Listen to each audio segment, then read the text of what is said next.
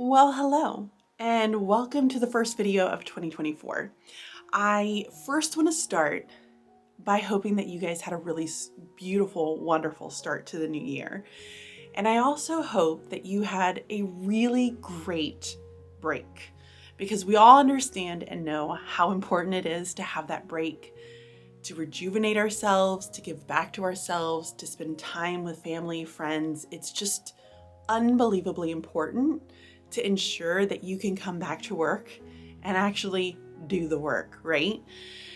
So today's video is going to be a little bit of a chatty one. It's not going to be a terribly long video, at least I hope. And I want to share something that has really been on my mind this week. So there's been a few things that have actually been rummaging through my brain. And I'm not sure about you, but I am definitely one of those people that has a tendency to overthink things. Or I will play different scenarios in my head and make things blow way out of proportion than what it needs to be.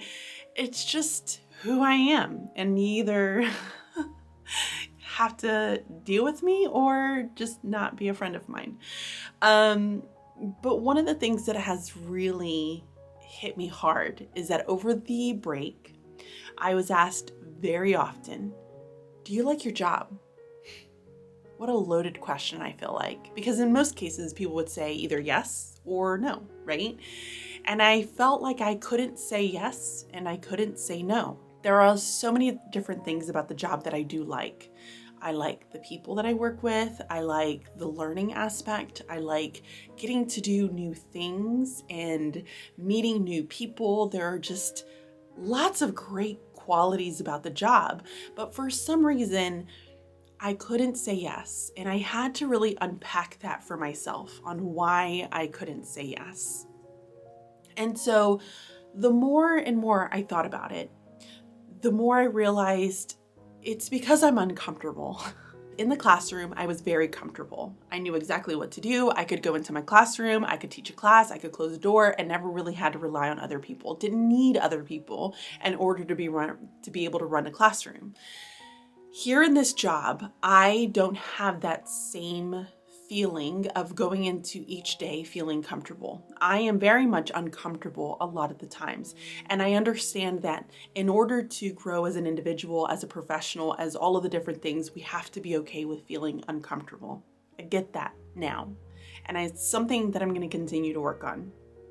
But for me, I am not comfortable with the new job. There's a lot of learning that I'm just like, whoa, didn't in a million years think that I would be learning some of the things that I'm learning. Like multi-tiered systems of support, going into all the data components, diagnostic, benchmarks. Like I kind of understood it as a teacher, but not to the level in which I'm learning it now. Going in and learning in-depth phonics, going and learning more about autism and how to support literacy and in autism classrooms. It's very overwhelming, but I'm also very thankful for it. The other piece is that I'm growing as an individual too. And that makes me uncomfortable because there are so many times in this job where I'm just like, whoa, I don't know what to say to that. One is that I'm dealing with lots of really strong personalities. And I don't know how to approach those personalities. I don't know what to say to those type of people. I have been in more situations with very intelligent people, with people who have very strong opinions, strong personalities, and it has been very uncomfortable in some cases. And I don't know how to approach situations like that because I dealt with kids. I know how to deal with kids. I struggle with dealing with adults, and so that has been very challenging. The next thing is that I am very much the type of person that I like to be able to give an answer. So when somebody asks me a question, I want to have an answer for it. And it doesn't come from the place of, I just want to be the one that knows everything and I'm the expert in everything. Not the case at all. It comes from a place of wanting to serve and wanting to be helpful and wanting to support people. And so when I don't have the answer, that's really hard for me. And so I don't know how to approach those situations.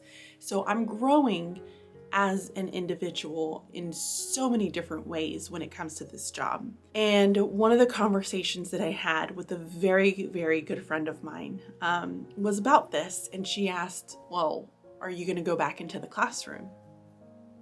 No, I'm not going to go back into the classroom because, and I can't say never, right? Like nobody can say never.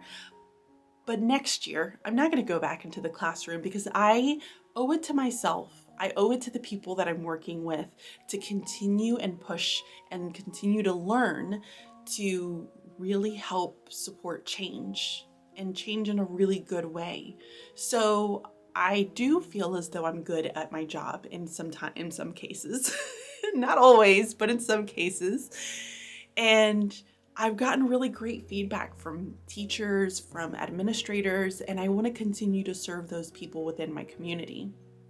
And I want to serve the people within the Bridging Literacy community, the Writing Bridge community, because there is so much information out there that is not getting to teachers that should be in the hands of so many teachers. So I think what this has taught me in all of that is to, again, be okay with being uncomfortable, and that even when we're uncomfortable, it doesn't necessarily mean that you hate your job. It's just that you're not totally in love with it yet. There's still, again, aspects that I love about it, but there's a lot of things that are challenging me right now. And so that is keeping me from saying, oh, I love this job. This is great. There are a lot of times when I do love it and I have those small moments, but then I have moments of saying, oh, this is hard. I don't know if I can do this. I don't know if I'm the right fit for this.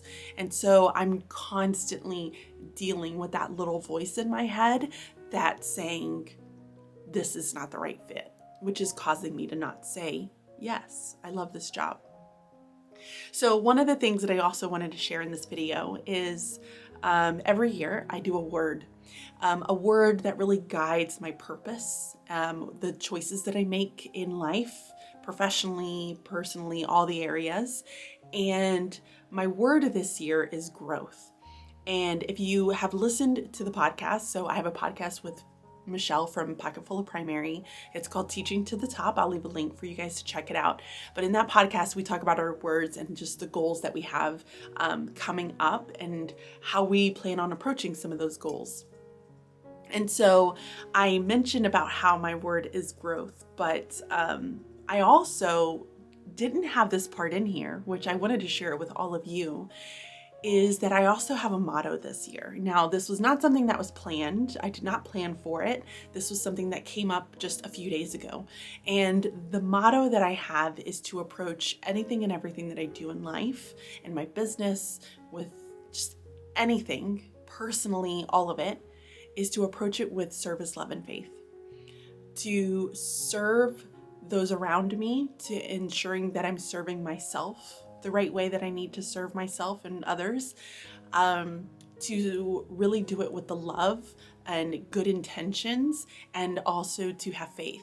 Not only faith spiritually, but also faith in myself, faith that I am strong enough, that I am a hard worker and can get past things.